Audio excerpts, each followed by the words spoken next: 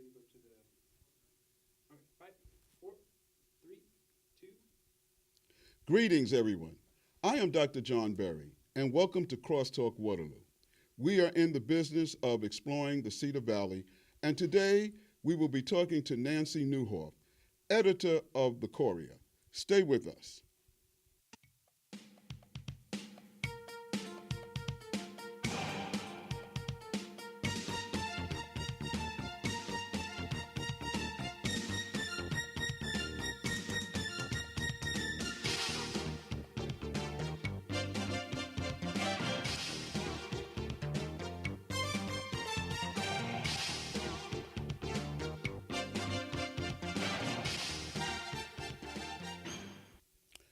Welcome back. And we are pleased to have with us the one and only Nancy Newhoff. Thank you. Nancy, can you tell the audience a little bit about yourself and where you come from and your educational background? Sure. So I am the editor of the Waterloo Courier. I'm the first female editor that the Courier has ever had. I'm one of the most unique people in that I've worked at the same newspaper my entire career. I come from a newspaper family. My father worked for years at the Des Moines Register. I didn't really know that that's what I wanted to get into at all, but I went to the University of Iowa and studied journalism there, but I looked at other areas too. But I ended up getting an internship at the Des Moines Register between my junior and senior year, and it really changed everything.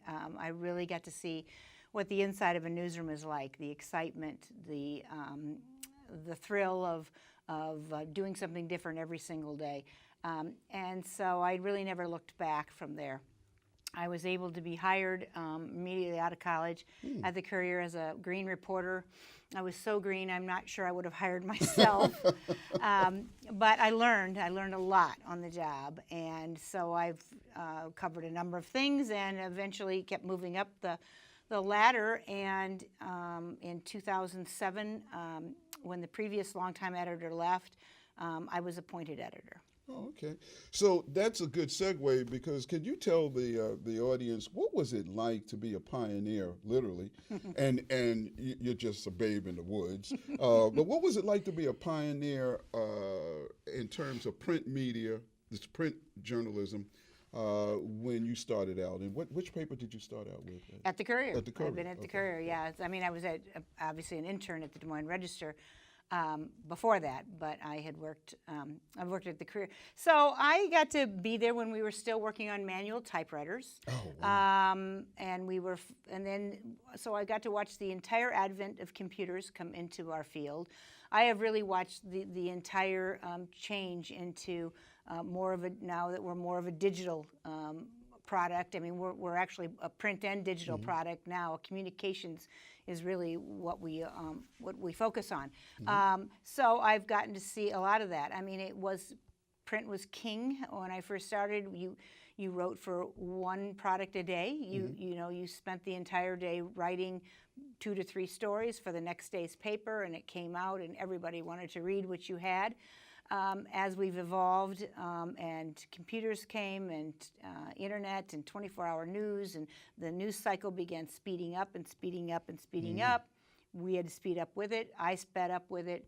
And what I do now is I send reporters out who are filing from the scene. You know, they've got digital and everything with them. But as a woman in a male-dominated field, what was it like, young, fresh out of college, and you walk into the newsroom? What was that like of the Courier? Yeah, there was one other woman working the hard news. Did you have side to hold of it. hands? Yeah, and then there were women in the features women's department that worked. But otherwise, right, it was mostly a male-dominated field. You know, I never really thought of it that way. I was treated, I believe, equally throughout everything. There are some hurdles you go through as you are a female going up to males and interviewing them and that kind of thing. But I don't have any memories of any time ever really being offended or being stopped in what I did.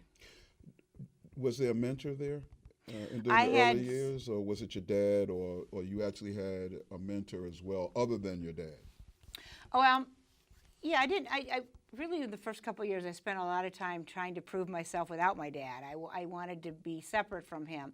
Although later, he was such a great person to bounce things off of. But at first, I was very much didn't want to be in his shadow. I wanted to be myself. My mentors were many that were longtime journalists that had been at the Courier for years, who guided me through, helped me rewrite, and I studied very closely editing mistakes I made, things that I did wrong, and I studied it very closely and learned from it. I spent a lot of time in my early years reading other newspapers, reading people I liked to read, figure out how they did it, how did they handle such a story, and so I studied. So you were hard news, which is a good thing. What were some of the topics that you covered as a cub reporter, if you will? They gave me the social services beat when I first started. So I went around to Operation Threshold, to Department of Human Services, to different areas in which I reported on what was being done in the social services area. But an opening came fairly quickly on the Blackhawk County Courts beat, and that was where I wanted to be. And so I tagged along with a longtime senior reporter there, and he taught me the ropes, and I ended up taking over that. And then I ended up moving into some police work, reporting early on, because there would be a guy who'd be gone, and so I ended up working in that, and so I became kind of a cops and courts reporter.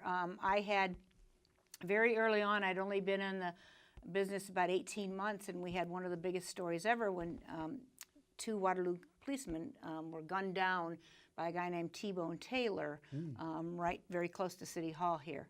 And so I covered that shooting, and then he was missing. The assailant was hid out in the fields of rural Blackhawk County for 5 days. And I covered that, and then I went over to Council Bluffs and covered his trial. So that really I learned a lot, and had probably one of the biggest stories ever very early in my career. You mentioned technology, and this show's outstanding executive producer. This is one of his questions as it relates to how is 21st century technology enhancing print media or changing it drastically as a disruptor?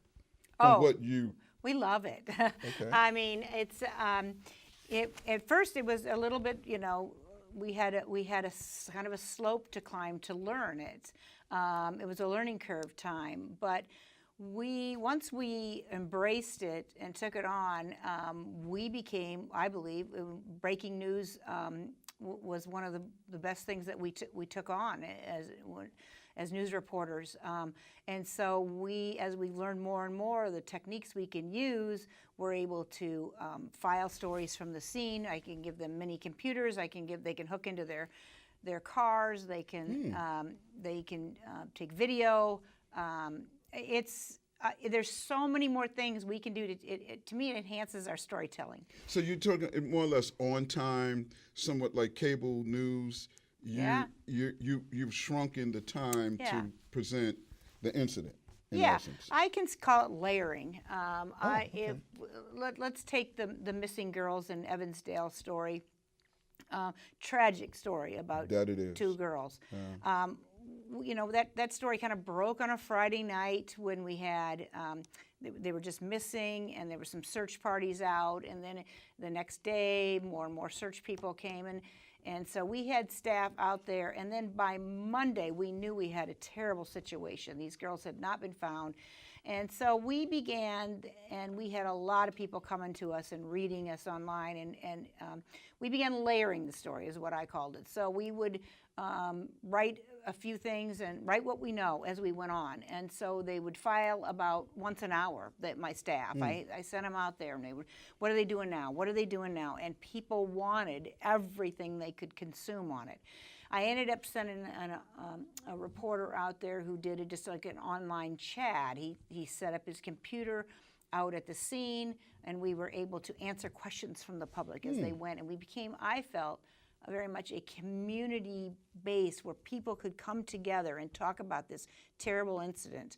And it was scaring people, and they were, and so we tried to answer their questions, tried to make it as explanatory as we could on what they were doing to search and how they were draining the lake and all these different things. And so I think it really fulfilled our role as a community newspaper to bring the community together to talk about this tragic incident. So it sounds like, Nancy, that technology is more or less morphing into other platforms to get it out. So Absolutely. What are the other platforms other than you have the standard traditional paper, and what other platforms do you use? Well, we would use, we have Twitter, of course. We use our Facebook platform. We have our online version, and then we have our print. We're still getting ready for our print. So we spend most of our breaking news day working on the immediate platforms. And then we kind of all take a deep breath and we write a kind of a follow a story that really completes itself for print, so that we're giving somebody who's coming in the next morning and sitting down and reading it really what happened yesterday. I often think of the newspaper as a daily diary. We are there to tell what happened in that day in history. How many people keep their newspaper when their children are born, and all those different things, and you really want a daily diary of what happened. And so that's what the print to me does. It kind of, we can do these small versions, what I call the layering throughout the day, but really we want to put it all together in one big strong piece that puts all the pieces together and lets everybody really consume it all at once. So the human capital, because I've heard and others as well that just how much of a disruptive technology has come to play. Cable television in terms of news, instant news, sometimes we wonder whether or not it is substantive news. When you are called back to your alma mater to speak to not only young ladies and young men, is technology a disruptor in terms of human capital? Do you need the amount of reporters because of technology now? Well, we're all doing more with less right now. I think the entire world is. And so that to me, doesn't change it. It's having the feet on the street. A newspaper really needs to tell the story of their community, and you have to have the you have to have the reporters that are out gathering the information. And that's what I look at it as. So the technology are just the tools you use to tell that story, to enhance that story better.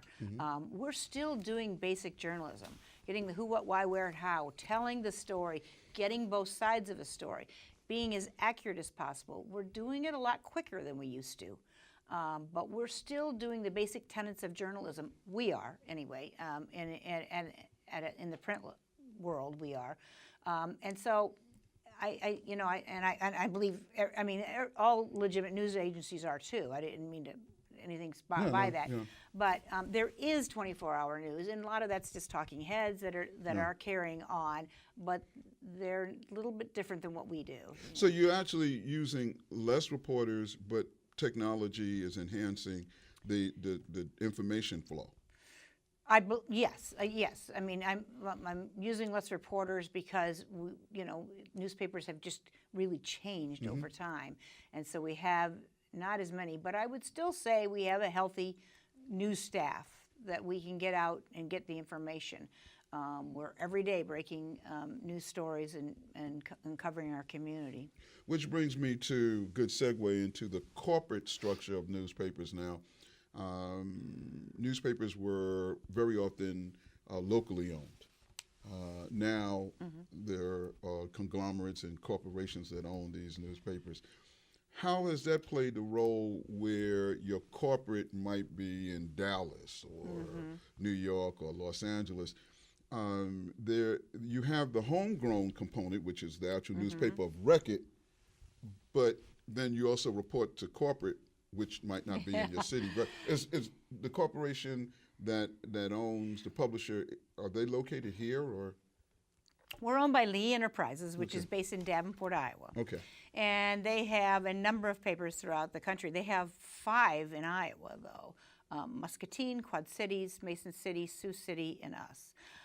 And so in many ways, they give us a lot of autonomy in our local news coverage.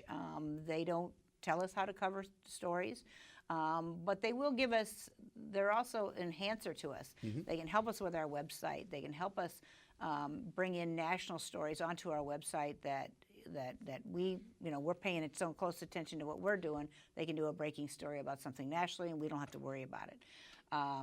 And they also are excellent for training us in many different, new technologies that are coming. They're helping us, teaching us, guiding us through that. So, but a lot of these corporations, some are privately owned, held, if you will, with stock, and then some of them are public. We're public. You're public, and sometimes we hear how the local newspaper of record is diminished or has difficulty because there's a profit, there's a bottom line to profit in Wall Street. Yeah, that's, again, you're talking about a little stuff that's kind of over my head right now. I pay attention to what my staff is doing and what we're doing, and I believe I'm enhanced by what corporate has brought me as far as extra tools. Well, that's good. That's a good thing to hear, really. As it relates to the Courier being the Cedar Valley paper of record, what are some of the things that you find yourself having to adapt to and move in various sectors as it relates to the change of Cedar Valley, or has there been a change? Well, Cedar Valley is constantly changing. I mean, it is, and so we try to stay with that change. We're watching it. We're trying to observe it. We're trying to cover that story. Every year in our progress edition, we really kind of try to embrace that. Talk about what are the trends that are going in business right now? What are the trends in different facets of our community? Where is the growth being shown in our community? And that's what we look at for that Progress Edition. It just came out a couple weeks ago. And so we try very much to stay ahead of that. We're listening at meetings and paying attention to those kind of things, and we watch what trends are going on social media to see if, is this something that's going on in this community? Would that affect, is that going on? We try to look at those kind of things too. Do you have a standing editorial board? Like what we do. Mm-hmm. We do. We have a standing editorial board, and we get local editorials in 2 to 3 times a week. That's a whole different issue than my news side. Yeah. Okay, so that's totally different. But are you a part of the editorial board? I watch another station. I won't mention it now, but they have editors and they interview people of note. So do you do? Yes. Ed as well? Yes. I actually oversee the editorial page, but I have the publisher is in on it, and then we have a couple other people that we bring in to talk about editorial issues, and we pretty much are on the same page. We try very hard in our editorial stance to let both sides speak freely. I love that. We get guest opinions from people from all facets of our community. That's what I think a community newspaper's editorial pages should be, a kind of a landing ground for people to share their opinions, and then others may argue against that, and that's what letters are for. Speak out against it. You, by way of, it's kind of interesting, you're segueing into questions I'm getting ready to ask you, which is, how did we come about the Inclusion magazine, which, thank you, Tri-County was highlighted at one point. How did that notable appendage to the Courier come about? And I'm editor of it. Yeah, you're the editor of that as well. Chief cook and bottle wash, if you will. How did that come about? I'm trying to think. We're in about our 7th year of that now. I think Dave Brayton, our previous publisher, was on the Alliance board, and Jean Traynor was on that board, and she was very much interested in showing off the inclusivity and former growing, CEO of Veridian. and the inclusivity, and I don't know if it's a conversation between those two or not, But the idea was spurred that why don't we do this? Why don't we tell the story of inclusion in our community? Because Waterloo is so unique, I think, in all the different diversity we have, and so we wanted, and we look at diversity in a very wide, Yes. wide area. Yeah. Can you explain some of that? Because well, you do. The magazine, if you pick it up, it does. Yeah, we try to anybody that isn't of the norm, we think is a diverse. How does it help workplace? A lot of it has to do with people who are different, people who may have handicaps, people who are of different sexual persuasion, different things like that. We look at that, and the idea was to, these people are employable. These people, look what small businesses may be doing to do that, to show others in the community. This is something we should be proud of. Mm-hmm. And so that's what we do. We put it out twice a year. We actually, the new one's coming out in the next week or so. We've got another one, and I'm very proud of that one again. And then we'll pull one out again in the fall, and we're always asking for ideas for that. Every issue, I'm like, send me your ideas. Where do you know of something that's great inclusion idea that we do? And I frequently will get those. We put out several magazines. I mean, that's one of the things people may not understand about us as a communications company, but we have a very strong home and garden magazine. We have a weddings magazine. We have this inclusion. So we put out several different publications that we're proud of.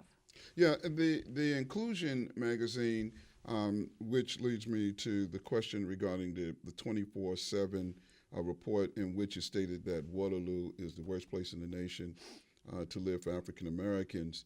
The inclusion magazine, preparing for this show, I thought about it because you've been out there way before this report came out, mm-hmm. Showing that the inclusion of in the fabric, the rich fabric of the city. Your thoughts about that, and have you tackled it, or the report? The report that states that Waterloo. Yeah, we had a big story on it. Okay. We ran February 1st that we really looked at it from several different angles. And we are not done. Mm-hmm. We've got some more ideas that we want to do with that. And I think Abraham Funches has some ideas of what he wants to do with it. So we're going to stay on top of that. When we first looked at it, we wanted to look at what was the methodology behind the report, because we found some issues with that. I mean, that of unfairness, of labeling our community. But the more we talked to the community members about it, it was like, fairness or not, it's true. And so we wanted to, then we kind of switched our direction. Yes, we're going to talk about that, the methodology, but we want to talk about what are people saying about this, and what are being done with it. So, but I think Inclusion Magazine, that's what I mentioned in reference to Inclusion Magazine, that was out way before, and you were pointing out the rich fabric of this city and area before the report came out. Did you manage to your paper to look at Brookings, or ask the Brookings Institute where they got their statistics from, or? Well, they were pulling, I thought, a lot of it from the census. They were doing census data, but what they were doing is that they were pocketing it into population sizes. So you had to have so many percentage of African Americans in your community before you be considered. So it wipes out a lot of communities in Iowa, and it centered on us, and then the comparisons became a lot different. If you did it as in Iowa, how do we rate compared to Quad Cities? How do we rate? All those other things. That wasn't done. Where do you see the newspaper, as we know, print journalism going? Is there a relationship with the other media platforms such as radio or TV? Is there a vertical integration? Where do you see print going in the next, let's just say 10 years? Given the fact that knowledge is doubling like every 3 years. Yeah, as you can see print journalists are going to be around. We're going to continue on. We may be, because I think that, you can see the rich depth of what the Washington Post is doing, the New York Times, the coverage that they're giving to really in-depth issues, that can't go away. I mean, while the way that we deliver the news is changing, it is not because people have any less, they don't want to hear the news. They want the news. They want to consume the news. The news is a big part of it. So we'll be a very big part of that. How we're going to deliver that news we're still working on. Right now we're doing a print and a digital version. You know, we're continuing down that path until we're not. Yeah, and so what would you tell that young lady coming along that's going to follow you? This is an area for you, or would you, more or less, like medicine which is specialized, would you say become a generalist reporter or become laser targeted? So we're talking about a college person that's coming out? Yeah. Oh, I love talking to them I'm sure you would. about that. You know, it's a great field. I mean, I always get a little bit nervous that I hope they're not teaching them that print's dead. You know, we want them. Well, that's the hearing. That's what you're hearing, Nancy. Yeah, you do want that. You don't want you're hoping college are not teaching that, because it's very much important, because we need these strong journalists who like to dig for stories and do those kind of things. So but do you have the money to dig? I mean, it costs money to be a Woodworth and Bernstein, does it not? I mean, it does. It does. But if it's worth it, we'll find it. Oh, you heard it first here. Well, big story. No, so I look for people who have a sense of curiosity. This is a business that you don't want to go into unless you've got a sense of curiosity. You want to know what's going on. You want to be the first to know. You want to be the person around you. So we're looking for those type of people. I think there's lots of them out there, and they're getting really good training. They're learning video. They're learning to do all the platforms that I had to learn as I went. They're learning it early, and they're coming in ready. Are you interning now better? I mean, more internships? We have one every summer that we do, and we're very proud of it, because we believe they come in as a college student and they leave as a journalist. So we're proud of that. Outstanding. Outstanding. This has really been informative. You must come back, because I'm glad that print journalism isn't dying, contrary to what you're hearing nationally. No. And that is a great uplift, and keep up the good work. Yeah. So Definitely. yeah, and anybody, support local journalism. I really do mean that. Either get a subscription to online or get a subscription, but support local journalism. Well, you heard that first. Please come back. That's our show. On behalf of all of us at CrossTalk Waterloo, please stay informed, stay engaged, and stay on top of the issues. I am Dr. John Berry, thanking you for your time, and stay in tune. And next time on CrossTalk Waterloo.